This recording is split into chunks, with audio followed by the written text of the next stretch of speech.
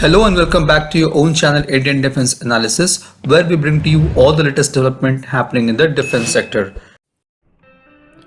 If we look at the present state of Indian Air Force, it is facing multitude of challenges which includes the declining strength of its squadron, lack of spares for Russian fighter jets, maybe not now but in future, and modernization of Su-30 MKI, which forms the backbone of Indian Air Force.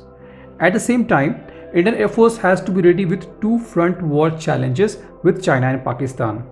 China is equipping Pakistan Armed Forces with all its latest military equipment, and in coming years we could see Pakistani forces completely transformed into Chinese army, be it tanks, fighter jets, submarines, warship or air defense system.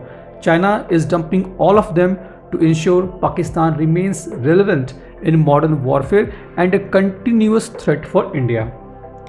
Pakistan, which is facing financial crisis, cannot afford all these expensive and modern military hardware from Western world.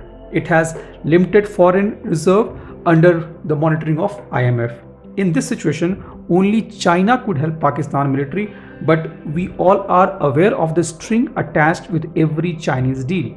It's going to further increase the financial burden for Pakistan, and its common people will feel the brunt of the same. In summary, Pakistan army is going to be proxy of China, and in future India will have to be ready to fight 1.5 Chinese forces. Indian Air Force is not the only armed force that faces the modernization challenges and limited budget. This situation prevails with the military of almost all countries. However, what makes one better than other is the priorities and better planning. If you just take example of J-10C fighter and its journey, it's a good use case that Indian Air Force must look into. The fighter jet was initially powered by Russian AL-31FP engine, which is used in Su-30 MKIs as well, and then it moved to WS-10A and WS-10B indigenously developed engines. However, the Chinese Air Force did not wait for platform to mature, but went ahead with early induction and improvised it with user feedback. Now, in our armed forces procurement, we have a world-class quality gate that a product must pass before getting inducted. The process not only takes years but decades, and then new technology emerges and armed forces requirement changes again. The cycle continues and we end up in a crisis situation, leading to the emergency procurement from foreign OEMs at a much higher price. This is an age-old waterfall model of procurement, and Indian armed forces need to be more agile, where any platform that need to be developed should meet the minimum requirement and not the maximum requirement, which could be rightly called as a prototype. Now this prototype can then be periodically improved, adding more capabilities and maturing the platform. A decade of development and research has been done on Rustam program, but not even a single Rustam has been inducted in Indian military. This is the shining example of ailing defense procurement process. Speaking in an interview to SP Aviation, the Chief of Air Staff told that Indian Air Force plans to induct 6 squadrons of MRFA in a phased manner. Indian Air Force is studying the response to the RFI issued in April 2018, and the Air Staff Qualitative Requirements for the current proposals are being finalized prior to seeking government approval. The case will be progressed as per Defense Acquisition Process 2020. More than 4 years have passed, and still Indian Air Force is not able to fix qualitative requirement for its massive requirement of 6 squadrons or 116 fighter jets. The contenders for MRFA contract are Lockheed Martin's F-21, Boeing's Super Hornet FA-18 and F-15EX, Dassault Rafale, Saab's Gripen JAS-39E and F, Russian MiG-35 and Su-35, and Eurofighter Typhoon. Just look at the fighter jets participating in MRFA. We have single engine and double engine fighters, medium weight and heavy weight fighters.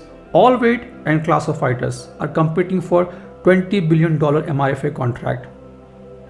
Now with HAL already mastered the LCA and working on LCA Mark2, it's quite obvious that India does not have twin engine, medium or heavyweight fighter that can be built indigenously for now.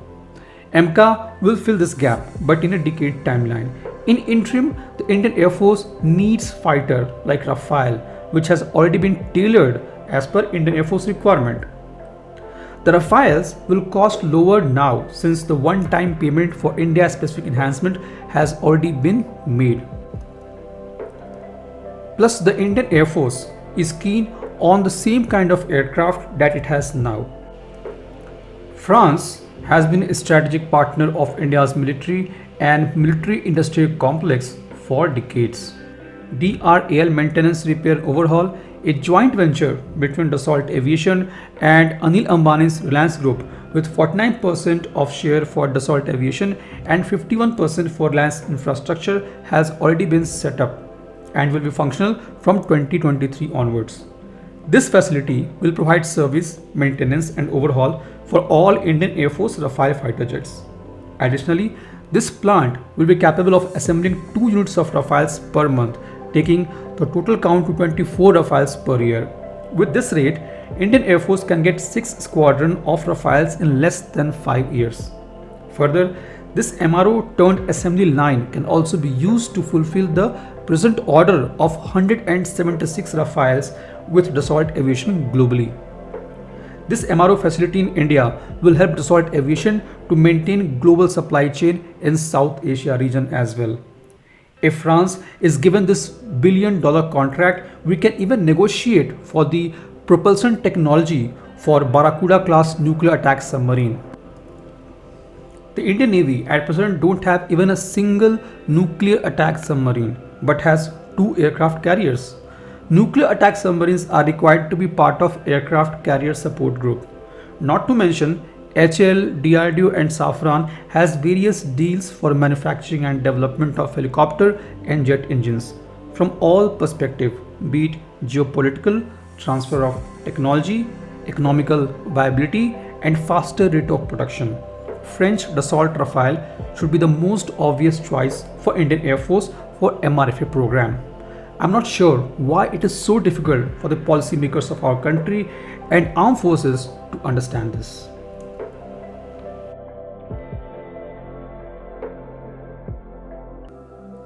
This was today's update. Please let us know what is your views about these in comment section.